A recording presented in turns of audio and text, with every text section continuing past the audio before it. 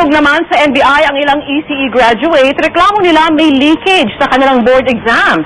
Pero ayon sa paunang investigasyon ng PRC, walang matibay na basehan ang bintang. Saksi si Michael Fahatin. Nagsampa ng reklamo labang sa ilang board examiners ng Professional Regulations Commission o PRC ang ilang estudyante na kumuha ng ECE licensure exam sa tanggapan ng NBI kanina. Sa naturang complaint sheet ng NBI, pinaratangan ng mga estudyante ang ECE board examiners na namahalan ng exam noong ika-28 at 29 ng Marso. Bukod sa mga board examiners, irereklamo din daw ng grupo ang isang malaking review center.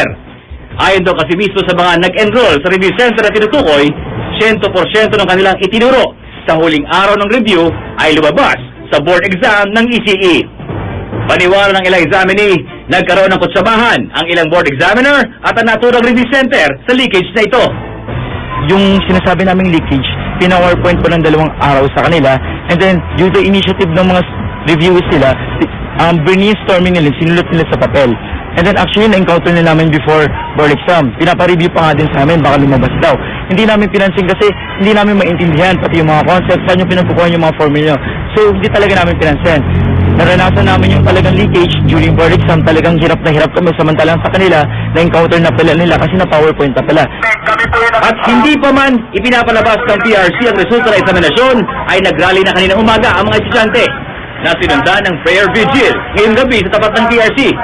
Ayaw raw nilang matulog sa mga nurses at iba pa mga profesional na nabahiran ng kredibilidad nang magkaroon ng ulat ng leakage sa mga exam na batayan sa pagkuha ng kanilang mga lisensya. Ang gusto naman po namin, magkaroon talaga ng engineers sa Pilipinas na talagang pumasa talaga. Yung talaga nag-aral ng mabuti. Hindi yung pumasa lang sila dahil sa leakage. Kaya't hiling ng mga estudyante, bukod sa investigasyon, Retake ang gusto namin kasi talagang gusto namin, hindi lang para sa amin sa aming grupo, para sa lahat po to. nagpapatuloy pa rin daw ang investigasyon ng PRC sa napaulat na leakage, pero sa ngayon, No, we have no sufficient basis to do that as of now.